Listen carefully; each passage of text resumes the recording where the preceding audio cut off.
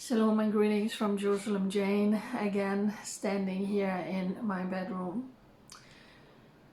Listen, all I can do is to try and share news with you, current news, but also things going deeper, going further back to understand the situation here in Israel. And this is something that I have been trying to do year after year after year after year. Yesterday, the brutal terror regime Hamas released a video of one of the Israelis that they held in captive in the Gaza Strip. Her name is Mia. She is 21 years old and she's actually Israeli French. This is all part of their psychological warfare. They have done that before when they have held hostages in the Gaza Strip. Mia was shot in the shoulder. She was one of the young people who was captured in the big music festival on that bloody Saturday morning, October 7. So there's a video of her where you can see she's being treated here in her arm, and she's saying in this video message, she's giving her name, she's saying where she was abducted, that she was injured, she had surgery, they're giving her medicine, they're treating her, all the things that she was told to say. You can see she's looking terrified, she's drugged, probably from the medicine. And this video was released yesterday, but it's highly likely that it was recorded several days ago. Her family went live today on a press conferences. There were journalists from all over the world, and they said, we just want our daughter home. Her mother said, we didn't know if she was dead or alive, and all of a sudden this video is being shared yesterday. We can't even begin to fathom the horror that this family is going through, and all the families of the 199, and that's confirmed, Israeli citizens who's currently being held captive in the Gaza Strip. We are talking about all Holocaust survivors. We are talking about 9-month-old babies. We are talking about children who's autistic, who needs medicine, other people who is needing medicine. It's absolutely atrocious and horrific that right now they are being held in the Gaza Strip. And let's not forget, many people are dual citizen. There are many people, American, French, from all over the world, who is being held captive right now.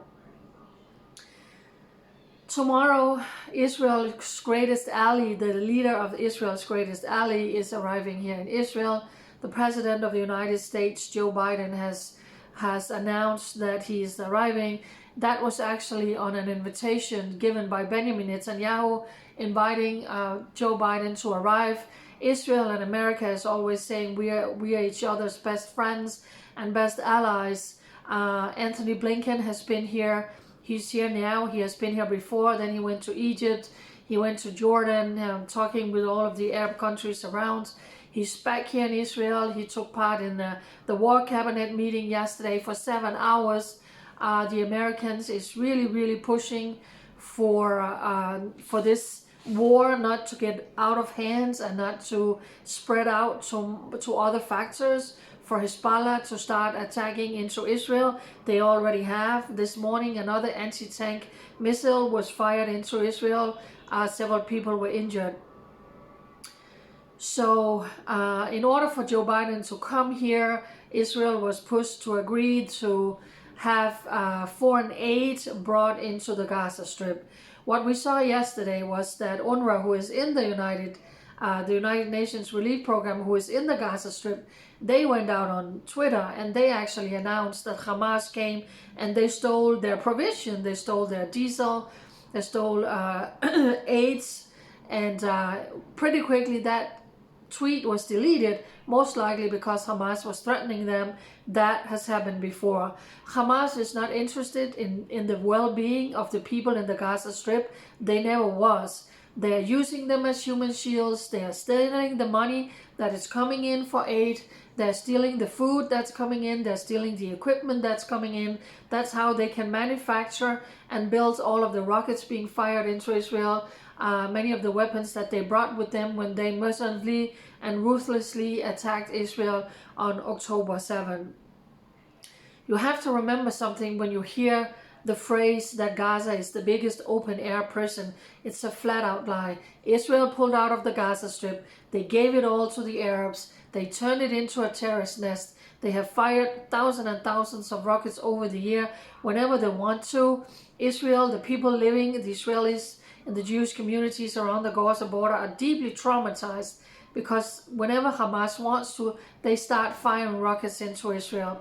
And when that happens, Israel has every right to retaliate. But then the world, the mainstream media, the world leaders are always coming saying, restraint, restraint, we are calling for a de-escalation. Israel has to show restraint. Even those rockets are pounding into Israel year after year after year after year. And Israel bow to the pressure, Israel pulls out.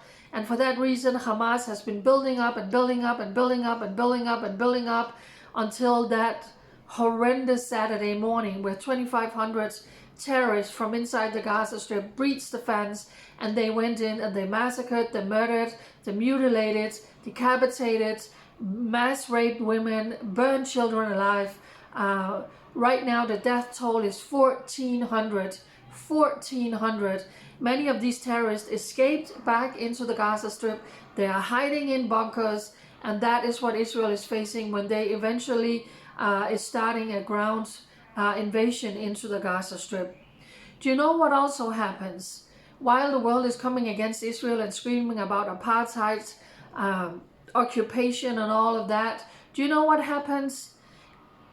In a peacetime, the borders into Gaza are open, and hundreds and hundreds and hundreds of trucks are going in with fuel, with provisions to the people living in the Gaza Strip. There are thousands of civilians in the Gaza Strip who have work permits, and they enter Israel and they are working and they are making 3, 4, 5 times as much money as they are doing inside the Gaza Strip. On top of that, Israel has children, people who need heart plants, kidney transplant, people who has cancer. They are coming into Israel and they are getting treated. On top of that, Hamas members are getting treatment in Israel. Hamas wives are getting treatment in Israel. Leaders of the Palestinian Authority, when they get sick, where do they go and get treatments? In Israel.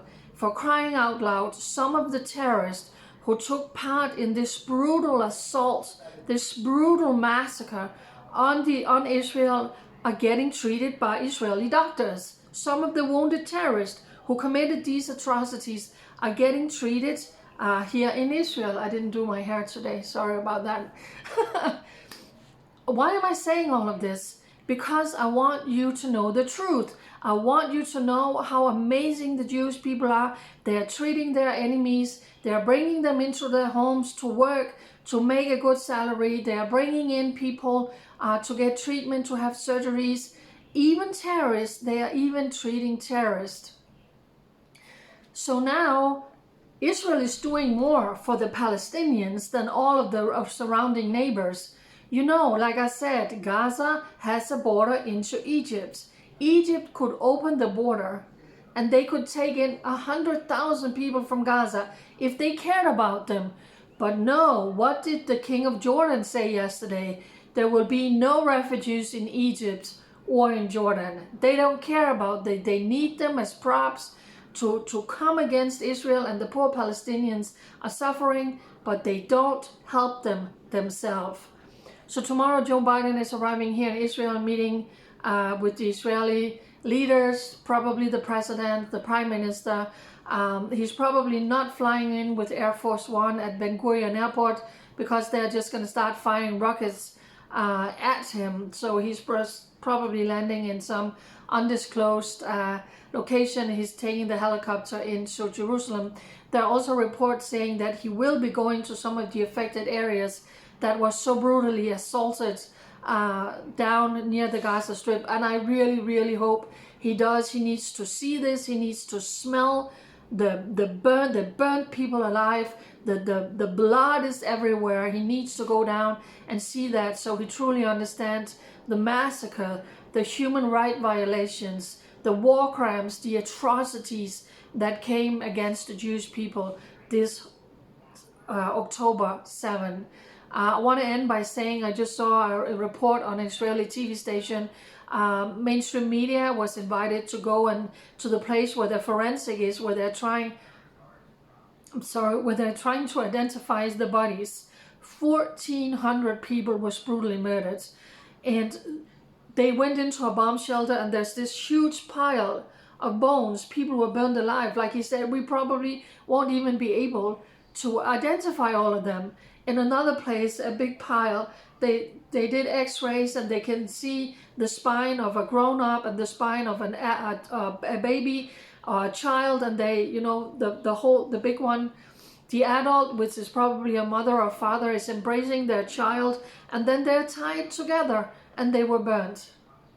The atrocities you cannot even begin to fathom. You cannot even begin to fathom. This is a brutal terror group that for years and years and years and years has shown their true face with the rockets they have sent into Israel, with the training camps they have. Every year, 50,000 Palestinian children inside the Gaza Strip are in military training camps to learn to become the next generation of jihadi fighters who needs to go and murder the Jews. This was never ever about a two-state solution.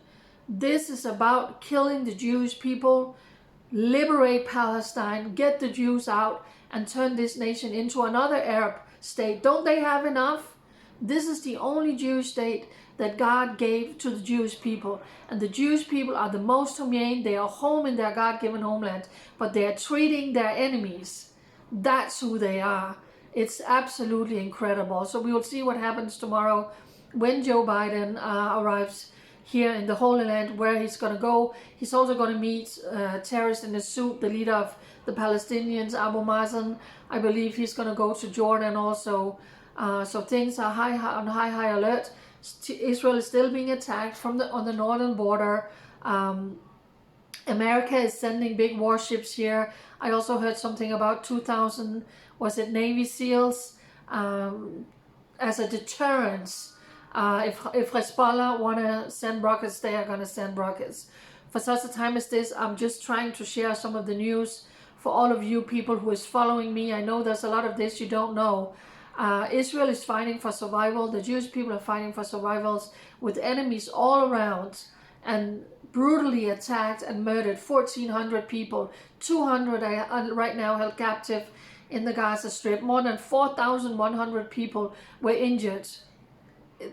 The atrocities you can't imagine. So for such a time as this, please share this video out so the world hears the truth, and united, you and me and all of us will always stand with God's holy lands. Bye.